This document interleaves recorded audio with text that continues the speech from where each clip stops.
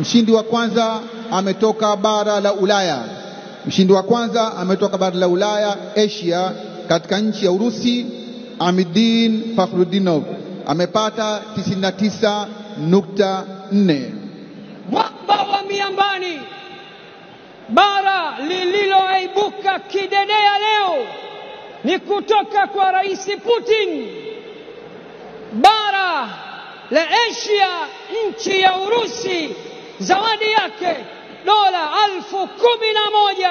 11,150 sawa na milioni 30 kutoka PBZ Bank, na medali ya goldi yenye thamani ya milioni 2,800,000.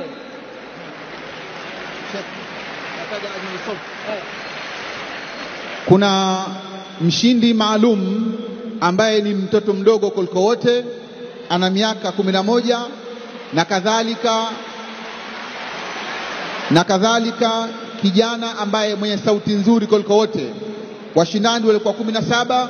Kijana mwenye sauti nzuri kuliko wote ni kijana Abdallah Mishawi toka bara la Afrika, Uganda, ana miaka 11.